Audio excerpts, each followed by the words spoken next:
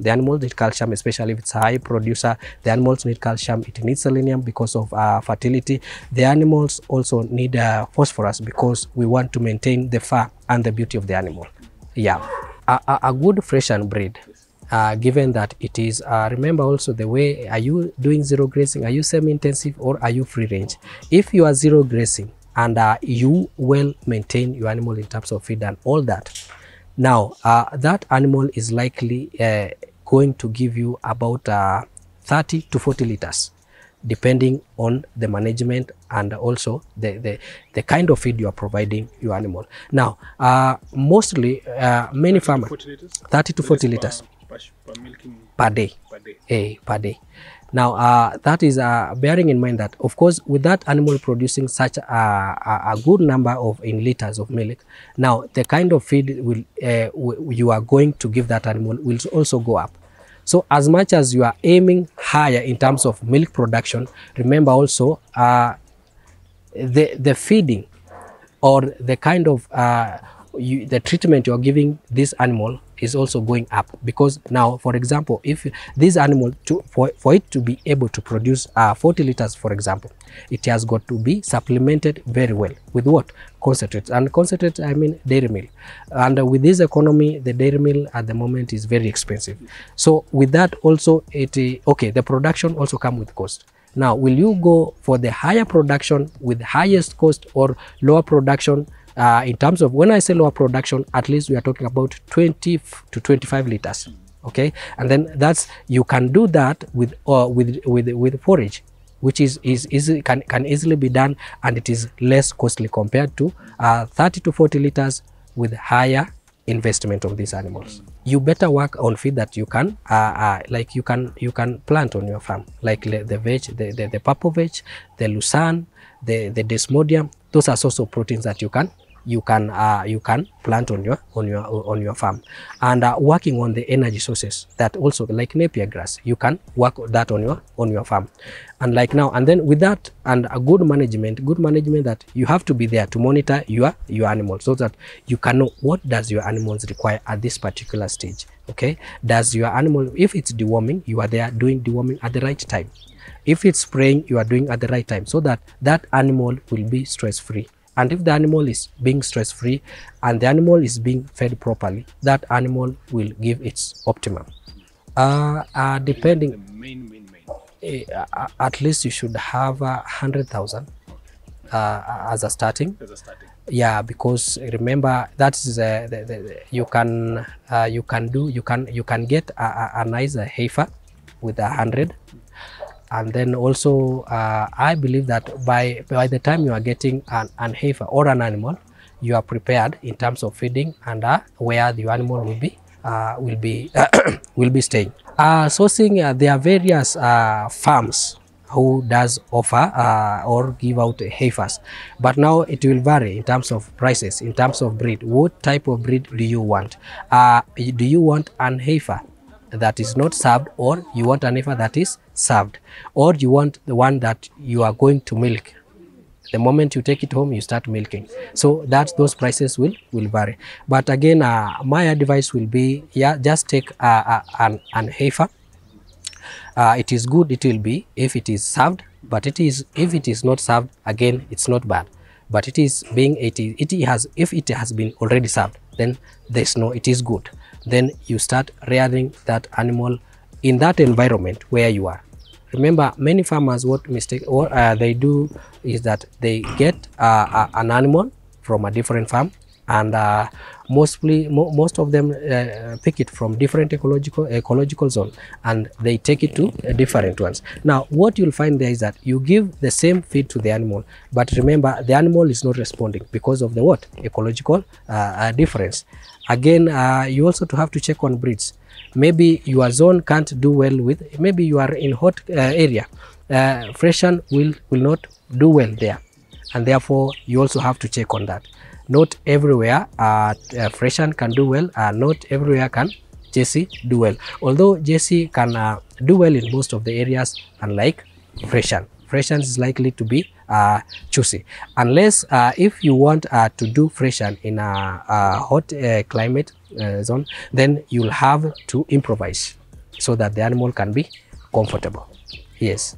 We talk of productive, that is in terms of giving milk, one, and also providing or calving down. Okay. Now with the freshen, that is providing, we said an animal can provide 20 to 30 liters.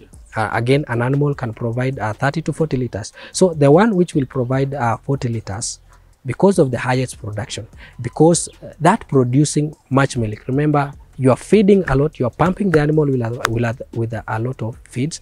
So the body of the animal will strain to produce high liters, the highest liters of milk. Now, with that, the animal will tend to have short life because of the highest production.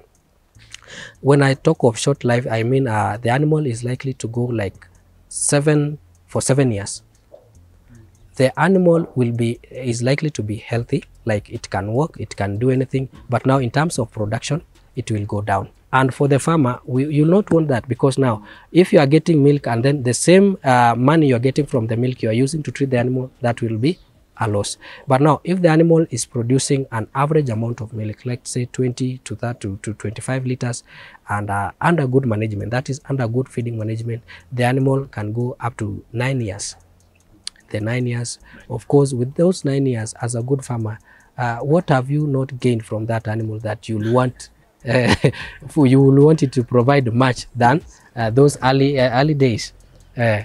So it is good also to keep, if the animal has served you well, just allow it to just cull it. Yes, but I know it is very hard to cull the animal, especially if it's a good producer.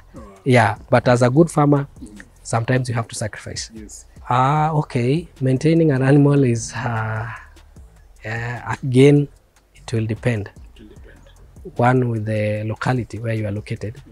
Number two, do you have a veterinary that works around you, or you just call one anytime, from anywhere? Okay, if you have a veterinary in your farm, of course, it will be the cost will be high, because you have to maintain that personnel. But the goodness with that person is that he is there or she is there 24/7 to ensure that your animals are in good stature, your animals are being fed very well, your animals will remain productive at all times, and they are free from what? Diseases. Remember, you can also do vaccination most of the time, like when we have notifiable disease like foot and mouth, so we tend to vaccinate the animals. So again, with doing that, you are when you vaccinate your animals, you are kind of minimizing the risk. So with that, it is better to prevent than to treat, because the moment your animals are suffering from foot and mouth, then the rate or the cost of treating them will go up. Yeah, so to maintain your animals will depend upon the locality where you are. Are you able to access a vet in your area easily? If you are able, then of course the cost will be lower. Unlike when the vet is far from you, yeah, sometimes he may not come on time and you end up losing your animal. But if he's around, you are likely to prevent such losses. Of course, when you are doing recording, most of the farmers do recording in terms of what the animal has produced. He has produced a higher liters. But now the farmers don't do the cost. What has the animal taken for it to be able to produce what? This amount of liters. So that's where recording, it is good to record both sides. Like, what have you used? Have the animal used treatment?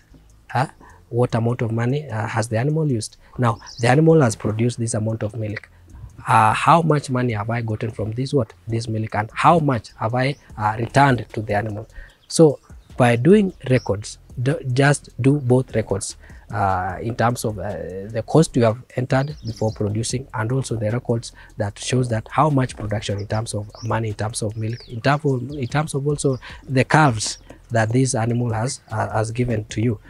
Because most farmers just record the amount of milk. What about the calf? It's also a source of income. Yeah, but although it's a long term.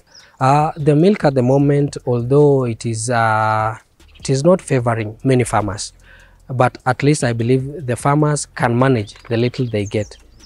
but having the demand of milk is high, but again now from from production, that is the farmer, to the consumer, there are brokers in between, and that has been the great problem with what production. But if the farmer can get from the farm direct to the consumer, then I believe the farmer will benefit much.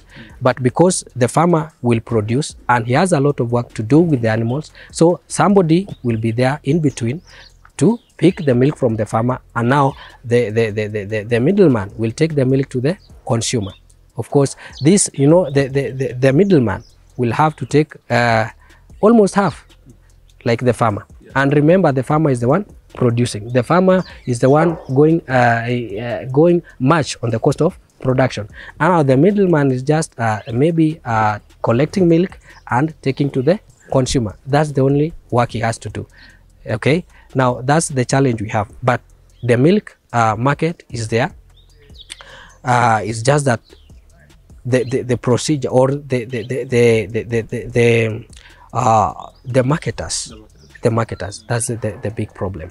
Yes. So it would be appropriate, prudent for a farmer to establish how maybe they can get their clients directly. For them to maximize the profit. That will be much better. But now who will do that?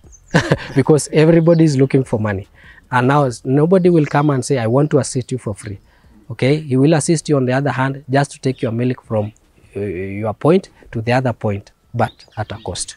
Current prices per liter stands at 45 to 70, depending on where you are.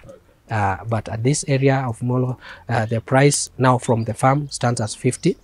But when it gets to you now where you are, it will be 60 to 70. Yeah, I'm Moses KSH from Baraka Agriculture College, and you are watching Imagine Business.